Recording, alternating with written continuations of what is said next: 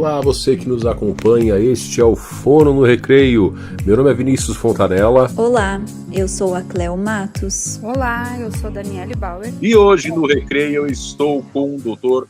Roberto Pacheco. O Dr. Roberto é graduado em fonoaudiologia lá pela Universidade Federal do Vale do Itajaí, Santa Catarina, ô lugarzinho maravilhoso. Também pós-graduado em fonoaudiologia clínica pela Universidade de Franca, Cefac. Pós-graduado também em saúde coletiva e da família.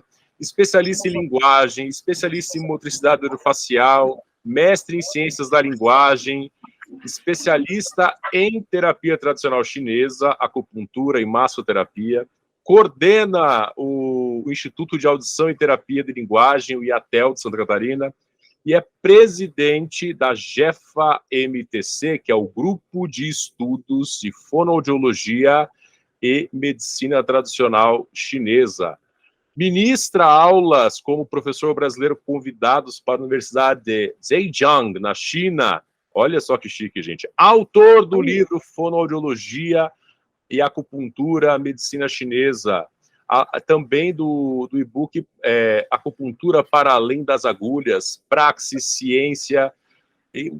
Gente, é um currículo incrível, maravilhoso. Então, depois de tudo isso, seja bem-vindo, doutor Roberto. Muito obrigado, Vinícius, e as meninas também. É uma honra ter a oportunidade de bater esse papo com vocês. Bom, eu já fico muito à vontade, porque o Vinícius falou aí dessa relação com a medicina tradicional chinesa e como um praticante, então eu já fico muito à vontade e tranquilo, tá? Isso. E também venho para esse bate-papo assim com a mente aberta, a alma à disposição de vocês, tá? Apesar dessa informação que é um bate-papo descontraído, mas a nossa formação já está acostumada a fazer um debate polêmico, porque atuar no campo das racionalidades médicas tradicionais é um movimento de resistência social e pessoal. Tá? Então, sempre muito tranquilo. Eu aprendi na minha jornada humana e profissional a conviver com a crítica. Tá? Então, é bem tranquilo. Aliás, sou um defensor de que a humanidade precisa aprender a conviver com a diversidade. Né? Então, está tudo bem tranquilo, e é uma honra poder bater esse papo com vocês. Fico à disposição. Doutor Roberto, vi que você se formou em 1994. Nossa, para a gente também é uma honra contar com tanta experiência. A fonoaudiologia em 94 era uma coisa completamente diferente do que é hoje, né? Porque agora ela abarca novas áreas. E agora eu quero imaginar lá em 1990, né? Que levou o menino Roberto Pacheco a falar: vou estudar fonoaudiologia. Como é que foi o seu encontro com essa ciência? Vinícius, essa é uma pergunta bem complexa, sabe, para mim responder. De repente, algumas pessoas conseguem responder de uma forma muito, muito tranquila, mas, assim, o meu encontro com a fonoaudiologia, ele tem uma certa relação com um Roberto que tinha dificuldades vamos colocar assim, linguagem, comunicação, enfim, né?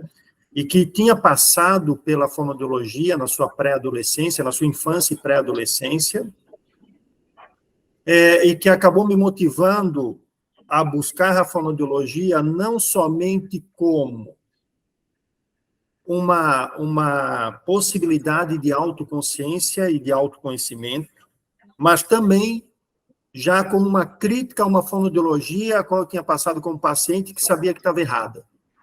Que então, interessante. nesse sentido que eu vejo que é uma pergunta muito complexa. Né? Então, assim, até certo ponto, eu fui para a fonoaudiologia porque tinha passado pela fonoaudiologia como paciente, entre aspas, e tinha tido uma vivência de algo que não foi tão bom para mim quanto o Roberto, paciente.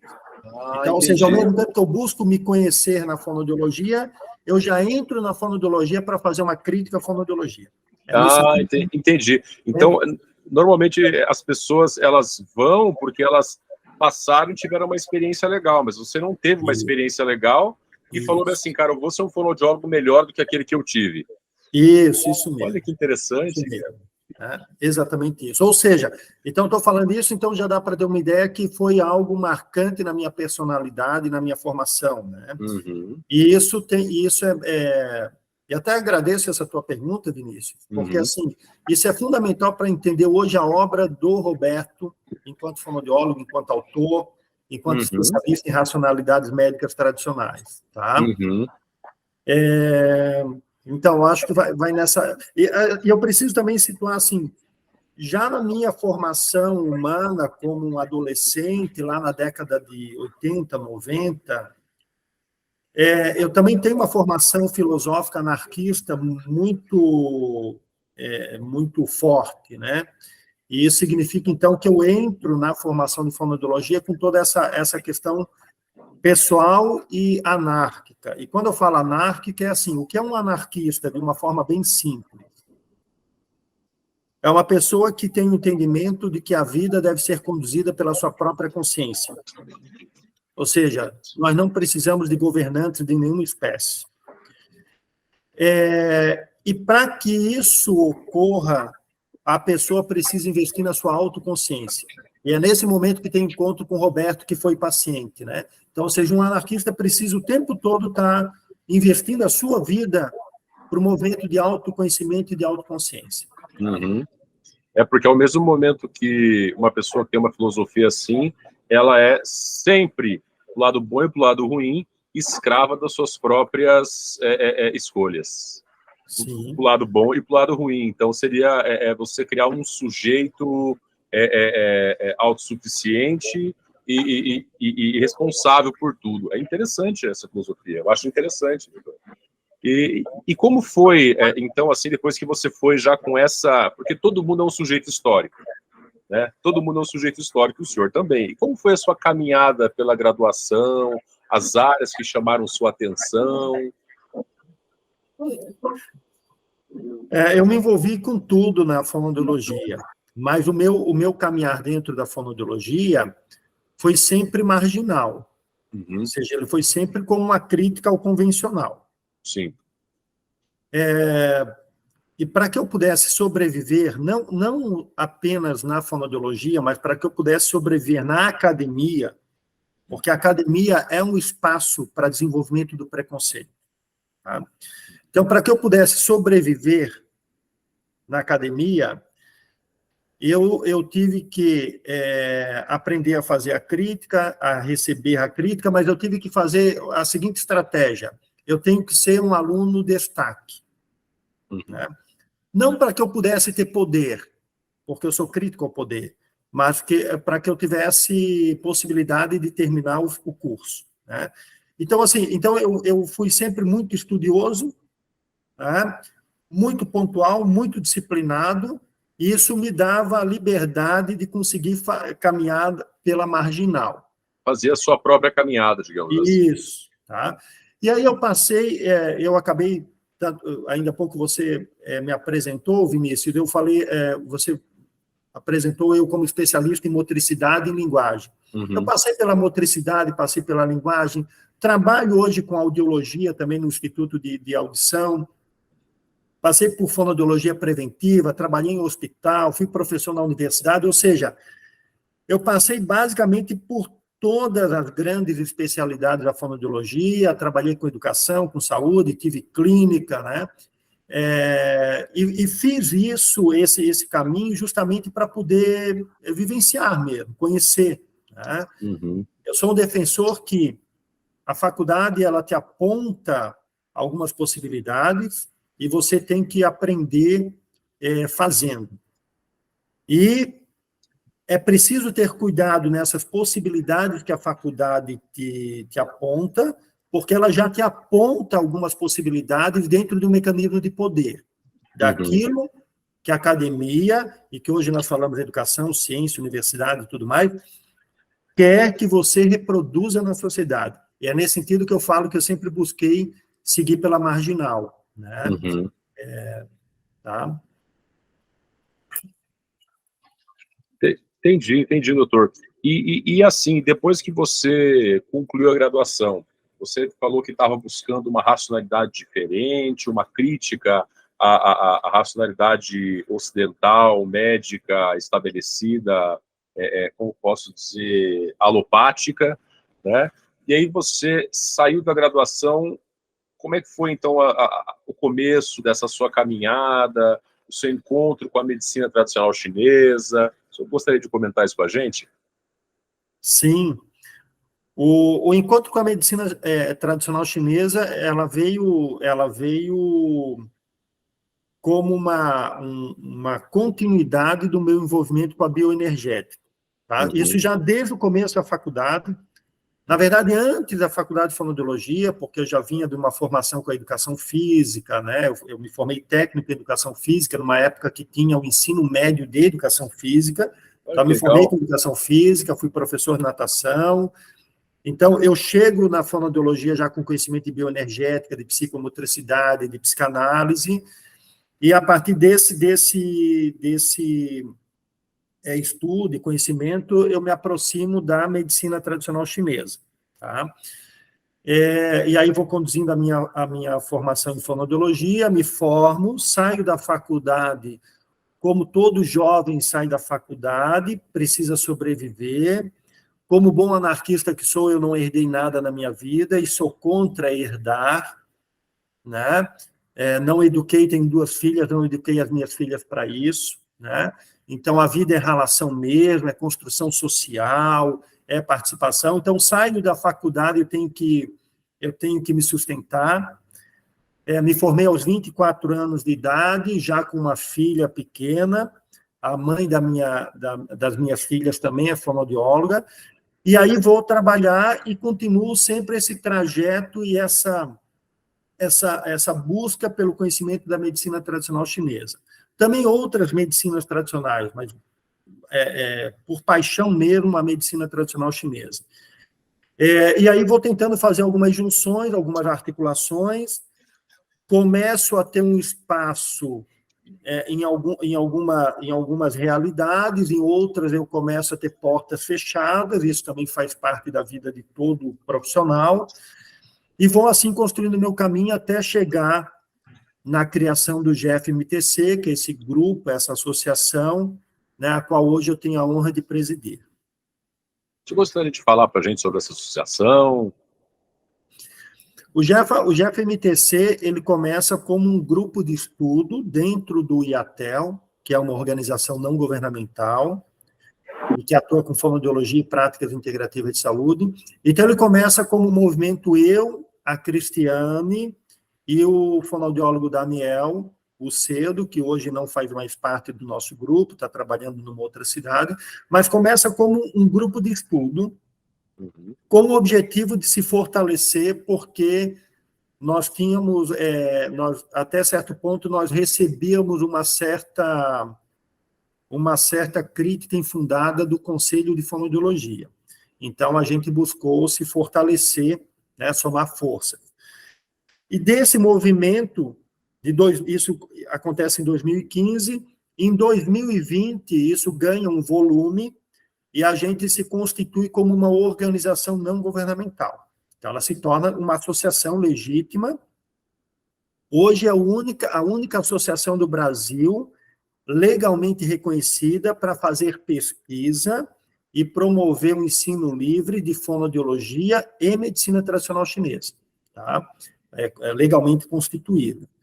E isso vai acontecer, então, em 2021. E aí nós temos os congressos, a gente vem produzindo pesquisa de forma independente, produzindo livro, até mesmo um livro que eu vou mandar de presente, eu e a Cristiane, para vocês. Aí, ai, meu Deus! Tá? Que lindo! Nós vamos depois pegar o contato e vamos enviar como uma forma de gratidão ao convite. Tá? Gente, e depois, maravilha. Então, a gente tem esse livro e alguns e-books. Tá? Fiquei tudo arrepiado aqui. É interessante essa possibilidade da fonoaudiologia, porque geralmente era o que o doutor estava falando antes, né? A gente geralmente vai para as áreas específicas que a gente aprende na academia, e essa é uma possibilidade totalmente diferente. Até antes da gente começar a gravar, o Vini perguntou se a gente já conhecia, se a gente já teve essa experiência. Eu nunca tive a experiência da acupuntura, por isso que o Vini, a gente combinou de em janeiro a gente se encontrar para ele estar me apresentando, porque é uma possibilidade muito interessante e que pouco conhecida ainda, né? Então, que bom, que privilégio tê-lo aqui conosco hoje para estar divulgando e passando também essa oportunidade, não só para os acadêmicos que nos escutam, mas para os profissionais já formados que querem conhecer um pouco mais sobre essa área, né? E sabe que tem mais uma coisa, a gente está falando de acupuntura, de medicina tradicional chinesa, mas eu conheci o trabalho da GFMTC por meio do congresso Fono e Pix, que é um congresso cuja participação foi aberta, né, se eu não me engano, e eu participei, assim, foram 5 dias, se eu não me engano, de palestras online, que as PICs são as práticas integrativas e complementares à saúde, não compreendem apenas a acupuntura, mas a medicina ayurveda, que é indiana, mas também a aromaterapia, a cromoterapia, dança circular. Então tem um monte de coisas que a PICS abarca, né? E tem um monte de legislação nesse sentido, modernas, inclusive aí com coisas aí que estão relacionadas à luta da GFMTC para que a fonoaudiologia pudesse estar dentro, incluída nessa possibilidade, né? Que são sabedorias milenares que também podem ser utilizadas. Por exemplo, quando eu falo em medicina tradicional chinesa, agora eu vou falar do doutor, se eu estiver falando alguma coisa errada, você vai me corrigir, né? Vocês já imaginaram que para a sabedoria não alopática, um zumbido pode estar relacionado a uma energia do meridiano dos rins? Depende, inclusive, da frequência do zumbido. Ele pode estar relacionado a um excesso de yang do fígado. Não é não, doutor? Isso, exatamente isso, né?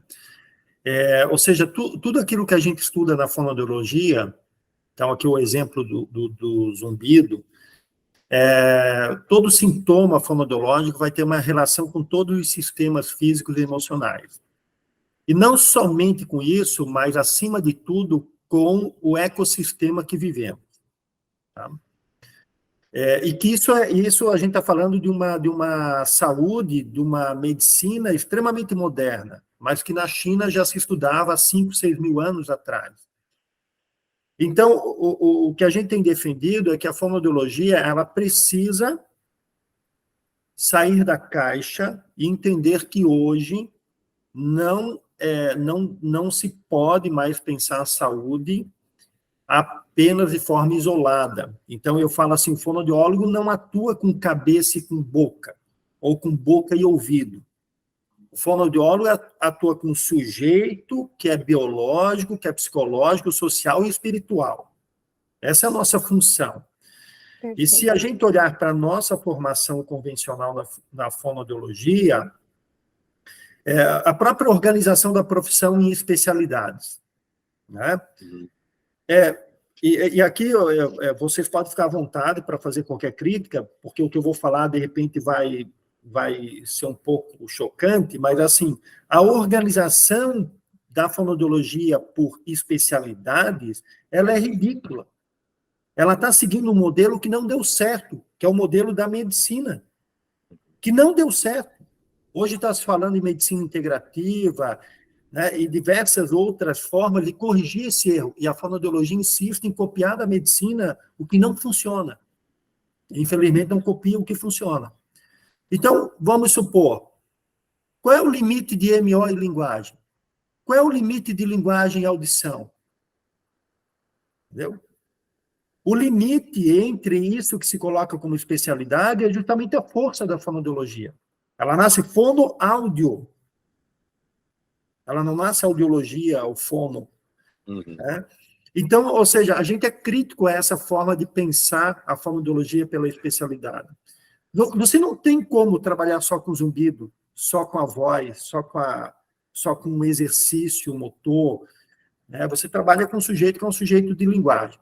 E é nesse sentido que a medicina tradicional chinesa pode nos respaldar, porque ela não consegue entender o indivíduo que é só boca, ou só ouvido, ou só zumbido, ou só linguagem, né? Então, como muito bem colocou o Vinícius, o zumbido tem relação com o funcionamento do rim, e aí, veja, mas a fisiologia nossa já ensina isso. Eu lembro das minhas aulas lá na audiologia, o ouvido sendo ensinado a cóclea como um mini rim. Eu tive isso do professor de fisiologia. Então, veja, a nossa fisiologia já fala isso. Qual o grande problema? É que quando o fonoaudiólogo vai trabalhar na audiologia, ele não tem mais como praticar isso, porque daí ele vai fazer só exame. Aí, se ele faz um exame auditivo e deu normal, mas a pessoa tem zumbido, ele não sabe o que fazer. Sabe por que ele não sabe o que fazer? Porque a fonoaudiologia ela é fraca nesse sentido. Se ele conhece medicina tradicional chinesa, ele tem o que fazer. Ele vai fazer o exame, vai ver que a audição está normal, que é o que normalmente acontece com o paciente com zumbido. A audição está normal, mas ele tem um zumbido, e esse zumbido precisa ser trabalhado numa perspectiva integral. Então, você pode aplicar técnica de massagem, você pode trabalhar com questões de atividade física, você pode indicar questões em relação à alimentação, sem entrar no campo nutricional. A gente não entra no campo nutricional, e o paciente alivia o zumbido.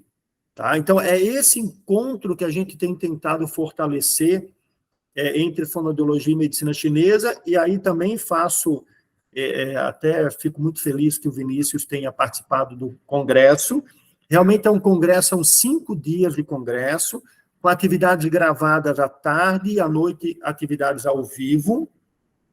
A gente já conta com os principais especialistas em práticas integrativas de saúde do Brasil e alguns nomes internacionais. E o nosso trabalho acabou chamando a atenção da própria China, que é o berço da medicina tradicional chinesa, obviamente, para que a gente ensinasse para os alunos chineses de medicina essa relação que a gente faz medicina tradicional e fonoaudiologia. Olha que bacana. Então, ou seja, eu tenho falado para o próprio Conselho de Fonoaudiologia, a qual sou muito crítico em relação a como eles hoje pensam as práticas integrativas de saúde, mas eu tenho mostrado que o nosso trabalho aqui no Brasil, ele não apenas traz para a fonoaudiologia uma possibilidade de crescimento e desenvolvimento da profissão, mas ele está projetando a fonoaudiologia para o mundo. Né? Naquilo que nós temos chamados dentro do GEFA de fonoaudiologia integrativa, tá? Que é uma forma de, não é uma especialidade, é uma forma de pensar a fonoaudiologia, nesse caminho integrativo. Doutor, tá? Em relação a isso, eu tive o privilégio de assistir uma parte de uma audiência pública que houve no Senado, em que os sistemas de conselhos, não o sistema de conselhos só de fonoaudiologia, mas de diversas áreas da saúde, se reuniram para defender o direito desses profissionais trabalharem com PICs. Né? E eu vi o Lauro, que é o consultor jurídico do Conselho Federal de Fonoaudiologia, fazendo uma defesa brilhante da atuação fonoaudiológica com PICs.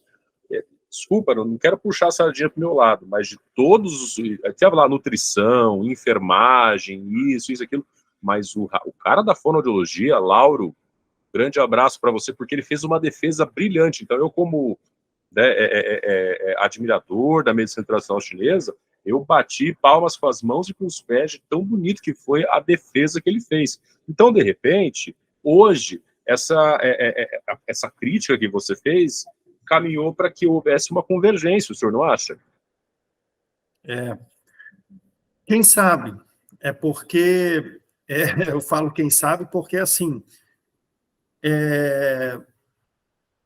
quando a gente faz a discussão com o conselho, não se manifesta isso. Tá? A própria pessoa citada por você, ela tem defendido que a acupuntura é, em tese, prática privativa do médico. Tá? Olha só.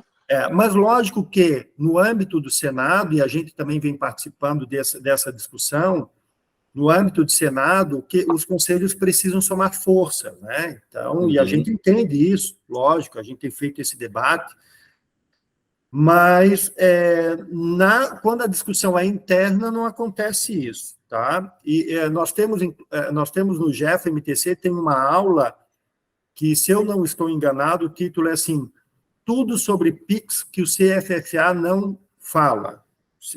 Ou um título próximo disso. Lá a gente conta todo isso que acontece quando a discussão não é pública, tá? Quando a discussão GEFA e conselho, especialistas em medicinas tradicionais, né? Porque, de fato, o grande dilema é a medicina tradicional chinesa. Uhum. Especificamente o método chamado acupuntura, esse é o grande problema. Tá? Por que é o grande problema? Porque o Brasil é um dos poucos países em que a acupuntura caiu no gosto da classe alta. Tá? Isso é importante comentar com vocês. Então, no momento que isso acontece, a medicina tenta tomar para si o monopólio dessa prática. Isso. Tá? Existe uma discussão, desculpe interromper, doutor, que é assim, a lei do ato médico no Brasil, ela diz o seguinte, os procedimentos invasivos são ato médico. E aí tem algumas reservas, por exemplo, a enfermeira pode dar uma injeção, se o médico recomendar. O farmacêutico também pode dar uma injeção. Né? Então, essa questão do invasivo permeia essa questão do ato médico. Até quando é ato médico, até quando não é. Né? E aí a acupuntura, ela é considerada minimamente invasiva, né? Porque você, né, pega uma agulha que é descartável, você vai lá, você coloca, e aí, por muito tempo, isso eu posso dizer dos meus estudos, se eu estiver errado, o doutor vai me corrigir, os médicos não queriam saber disso realmente, diziam que era bruxaria, que era uma coisa que não funcionava, mas depois realmente que isso se popularizou, que gostou, né, a grande classe política solicitou, e depois os médicos começaram a falar, poxa, na verdade, não é que a gente não quer, isso é um ato invasivo, então deveria ser ato médico. E por muitos anos ficou esse vai e vem. Isso deve ser ato médico ou não? E agora, como eu falei, eu vi essa audiência pública e essa defesa aí muito bonita de todos os conselhos da área da saúde, exceto de medicina, defendendo que os outros profissionais da saúde devem e podem utilizar as PICs e a acupuntura, sendo que já existe legislação dizendo que no SUS, quaisquer profissionais da saúde podem utilizar, desde que tenham treinamento, especialização, e hoje o Conselho Federal tem uma especificação dizendo que, desde que você tenha uma especialização e informe o conselho que você tem, você pode praticar a acupuntura. Então, desculpa te interromper, só para, de repente, informar as pessoas que nos escutam a respeito desse tema, e se eu tiver equivocado, só me corrigir também. Sim, não, é exatamente isso, é um ato minimamente invasivo, mas o que é importante destacar é que na aprovação do ato médico, que é a lei que regulamenta a medicina, aquilo que deixava a acupuntura como privativa do médico foi vetado. Tá?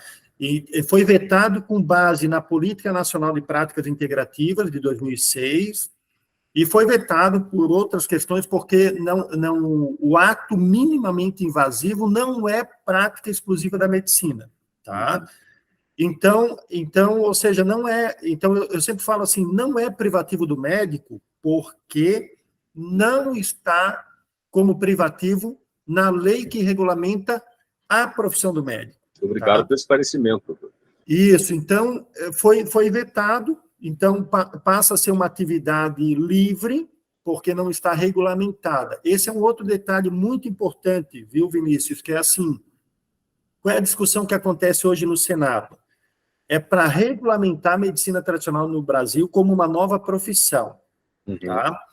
Por quê? Porque ela é legalizada, mas não está regulamentada. Perfeito. E ela está legalizada como ato multidisciplinar. O que acontece? E aí, eu volto na questão anterior, só para fazer um fechamento, que nós não temos nenhum problema com o Conselho Federal de Fonoaudiologia. São questões de discussões técnicas e científicas, que é assim, Por que o Conselho de Fonoaudiologia começou a se movimentar a favor da medicina tradicional chinesa?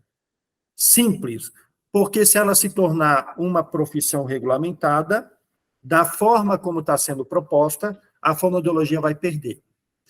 Então, até então, o Conselho não se envolvia e, por muitas vezes, conselhos de classe chegaram a perseguir profissionais que atuavam com medicina tradicional chinesa. Eu fui um deles. Mas, no momento, se for regulamentada a medicina tradicional chinesa no Brasil, da forma como ela se apresenta hoje, a fonoaudiologia sai perdendo. Você percebe? Porque passa a ter uma nova profissão. Eu, por exemplo, eu vou ser acupunturista e fonoaudiólogo. Uhum. Eu vou ter duas profissões. E eu posso escolher qual profissão eu vou me dedicar. Uhum. E se eu quiser deixar de ser fonoaudiólogo, eu vou ser acupunturista e vou continuar trabalhando com temas fonoaudiológicos. Uhum. Entretanto, o fonoaudiólogo não vai poder mais utilizar a acupuntura, certo? Então, o conselho, junto com os demais conselhos, começaram a ver que iam sair perdendo, e eu venho há uma década avisando isso para o conselho, e aí tem a nossa divergência, porque eles não davam ouvidos, e agora estão tentando corrigir e trazer uma discussão como se eles estivessem trabalhando em prol. Não, agora estão tentando corrigir o erro de não ter se envolvido há muito tempo atrás. Inclusive, o próprio parecer 45 de 2020, que reconhece as práticas integrativas na fonoaudiologia, ele nasce a partir desse livro e de uma monografia anterior a esse livro, que foi apresentada para pessoas do Conselho, tanto do Conselho Federal de Fonoaudiologia, quanto do Conselho da Região Sul, e com base nisso se criou aquele documento, aquele parecer. E a gente tem lutado para que tenha uma resolução, porque a resolução, entre aspas, tem força de lei, sim, mas a gente tem encontrado algumas divergências dentro do próprio conselho. E aí que eu falo que daí, quando a gente senta para debater, a coisa não é tão bonita como foi no Senado. Ah, tá? nunca é, né? Nunca é, porque... Mas, assim, eu também assisti àquela apresentação, ficamos felizes pela apresentação. Uhum. Eu acho que também as mudanças vão acontecendo de forma lenta, devagar, né? Isso. O mundo também é um mundo de contradição, ou seja, é muito compreensível entender que dentro do nosso conselho de classe vão ter pessoas que vão achar que as especialidades fonoaudiológicas são as coisas mais lindas do mundo, né? E tem pessoas que vão ter um compromisso social e um outro tipo de compromisso com a saúde, então essa divergência é normal, mas é muito importante sempre a gente reforçar que hoje a gente está nesse momento, em termos de Brasil, né, com a medicina tradicional chinesa especificamente, que é assim, ela pode ser regulamentada como profissão independente, se isso acontecer, o uso pelos outros profissionais fica limitado, ou, quem sabe, não possa ocorrer, tá? E se ela não ocorrer, fica tudo como está, e aí todos os conselhos de classe podem regulamentar essa atividade nos seus conselhos de classe. Lógico que a medicina tradicional chinesa, nós tínhamos uma resolução no passado, tá? Isso na década de 90. Mas essa resolução que regulamentava a prática da medicina tradicional chinesa pelo fonoaudiólogo, ela foi anulada pelo Supremo Tribunal. E aí também acontece é muito importante esse momento aqui para falar isso para o fonoaudiólogo, porque daí, às vezes, os conselhos regionais falam que a medicina tradicional chinesa foi impedida de ser utilizada na fonoaudiologia pelo Supremo. E não é isso que aconteceu. O que foi impedido foi o Conselho Federal de Fonoaudiologia regulamentar, tá? Porque isso tem que ficar no âmbito profissional, que é o que acontece hoje no Senado. Então, assim, o fonoaudiólogo pode praticar, tá? É o conselho nosso de classe que não pode regulamentar. Hoje é essa a discussão. E aí, às vezes, o conselho regional fala assim, o fonoaudiólogo não pode, porque houve uma decisão do ministro Ricardo Lewandowski, que acabou de se aposentar recentemente, e que estava sendo cogitado para ser o próximo ministro da Justiça. Mas, o fonoaudiólogo tem que saber isso. Não foi impedido do fonoaudiólogo utilizar. Foi impedido que o conselho de classe regulamentasse a atividade. E foi impedido por quê? Porque a lei que regulamenta a fonoaudiologia, a lei e o decreto de 81 e 82, não prevê essa possibilidade.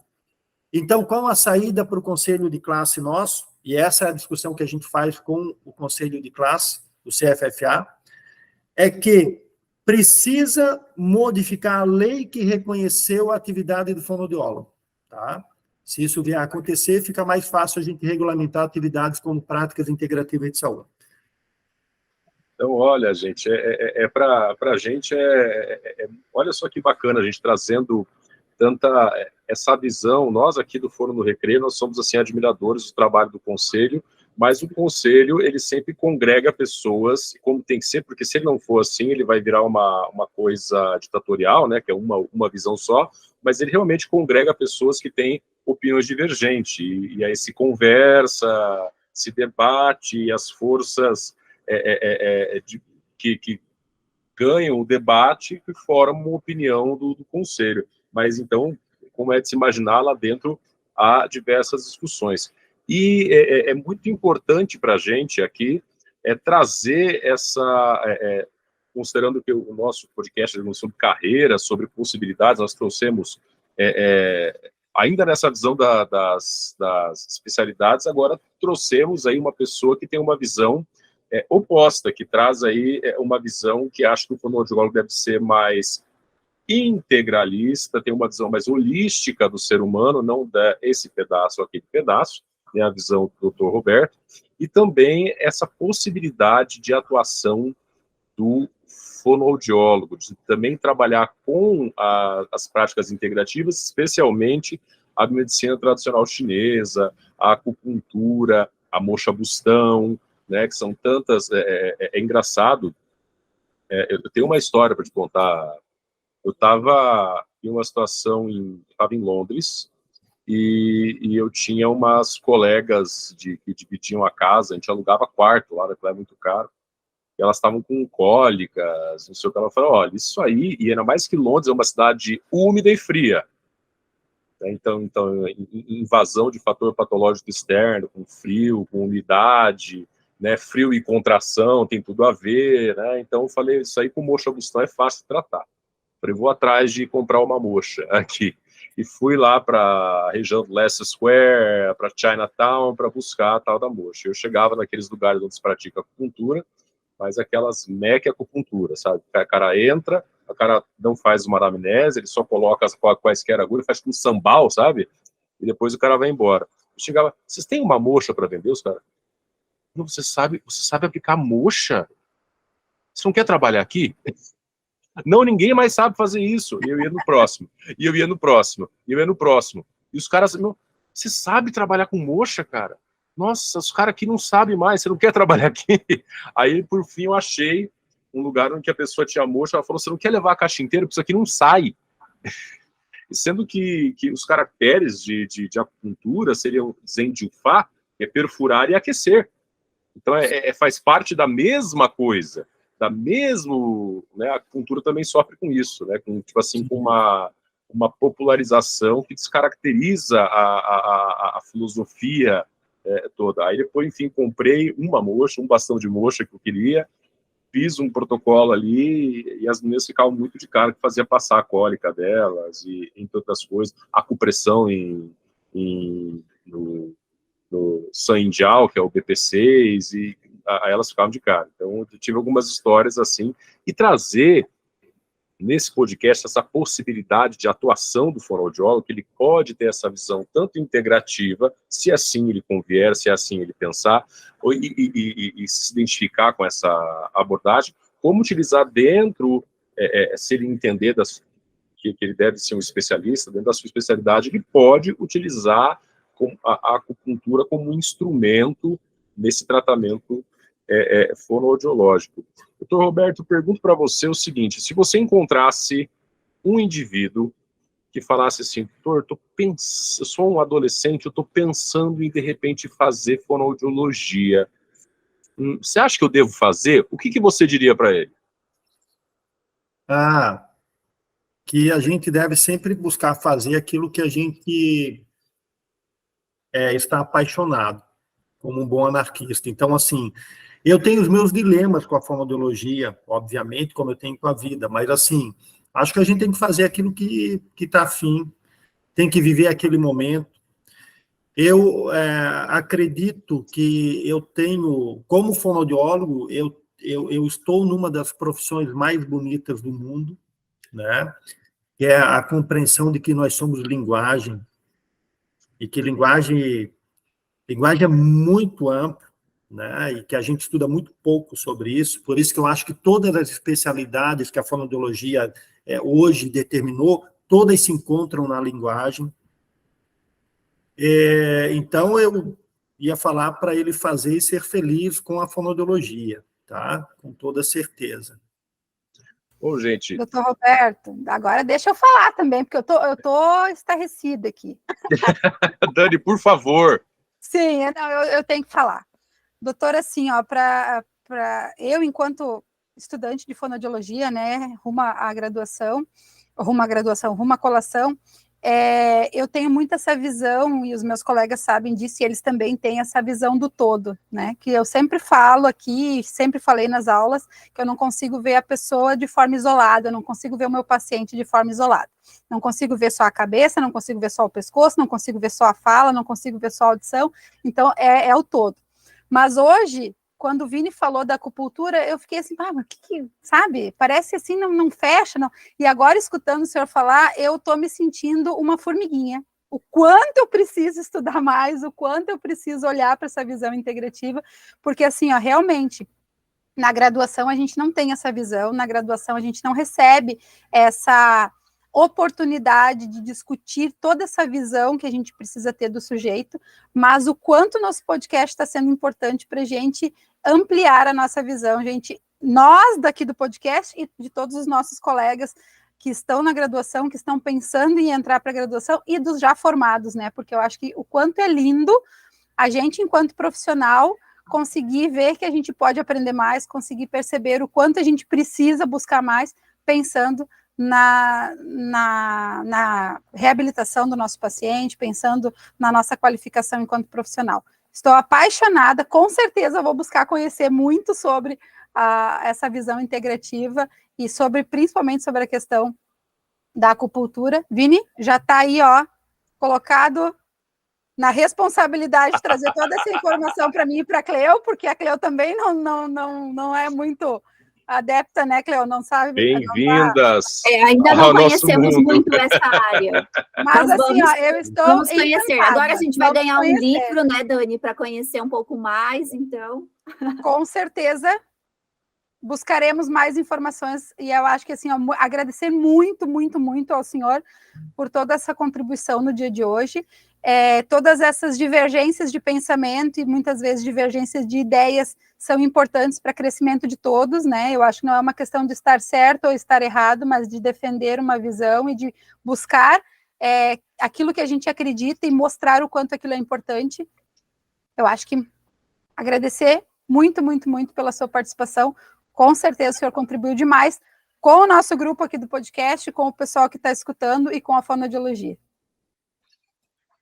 Eu é que agradeço. Eu estou muito contente, eu estou escutando assim vocês, escutando o Vinícius, assim, o conhecimento que ele já tem, eu fico muito feliz, tá? De ver que tem uma pessoa aí no outro lado, né, com a agulha ali na mão, que estuda. Estava falando Mocha Bustão, é tão importante isso, Vinícius, para ter uma ideia, Mocha Bustão, aqui de forma rápida, não sei o nosso tempo, assim, como está, mas assim, só para ter uma ideia, recentemente eu tive houve a partida de uma cachorra minha, né, que se chamava In.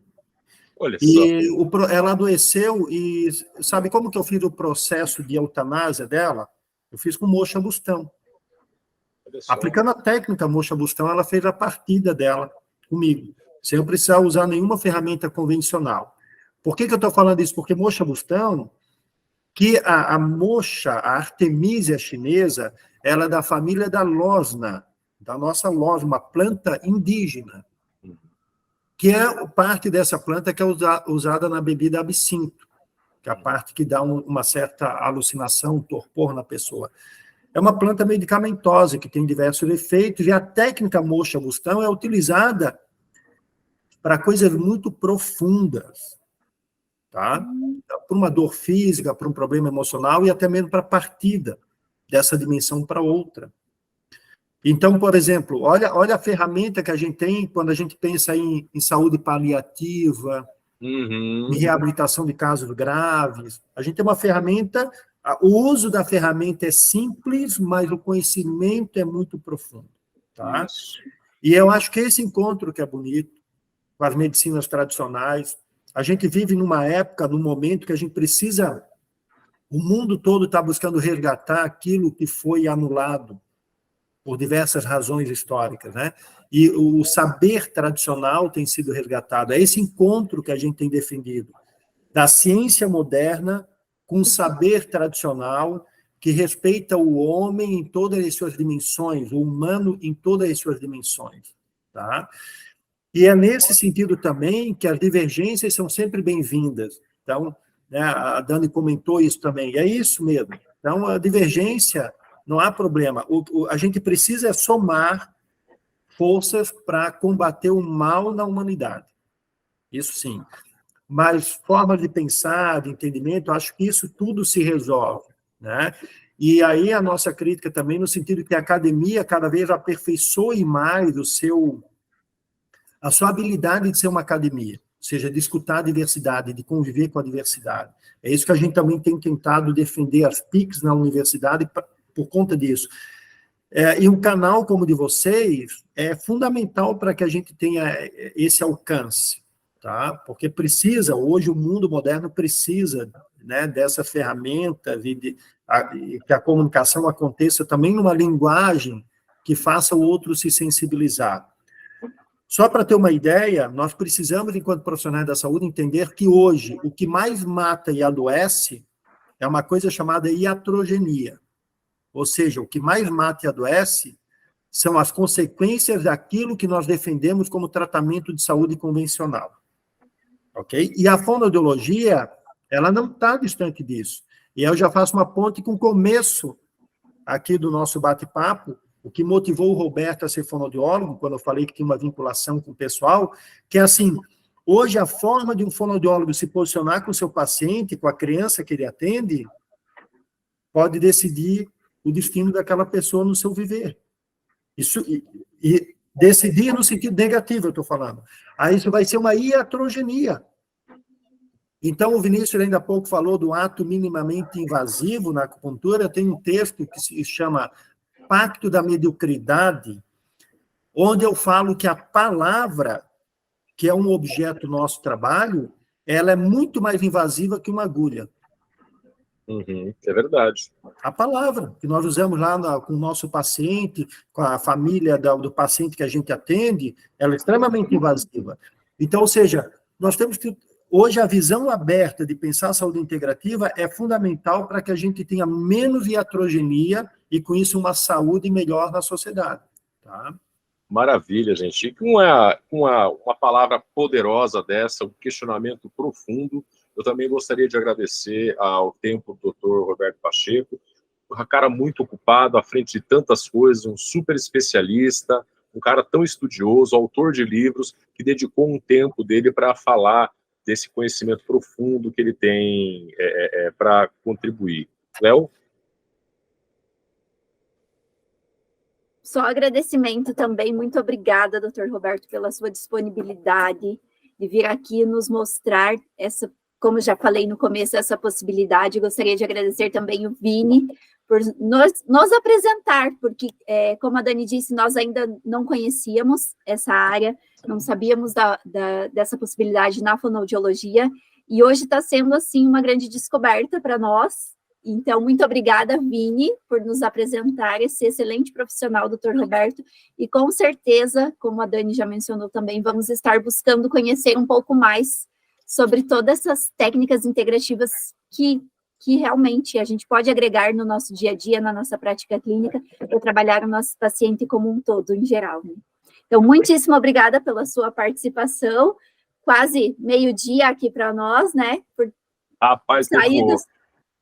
Meio-dia, o tempo voou, gente. Sim. Véspera de Natal, meio-dia, doutor Roberto aí com a gente. Isso é uma gravando o episódio conosco. Muitíssimo obrigada. E hoje no Recreio nós estivemos com o Dr. Roberto. Eu peço a você que assista nossos episódios anteriores, tem coisa muito boa, e fique ligadinho nos próximos. Esse é o nosso último episódio de 2023, mas essa temporada foi incrível. Fique de olho que na próxima temporada temos surpresas muito boas que você não vai querer perder. E vejo você no próximo episódio. Feliz Natal, próspero Ano Novo, até mais!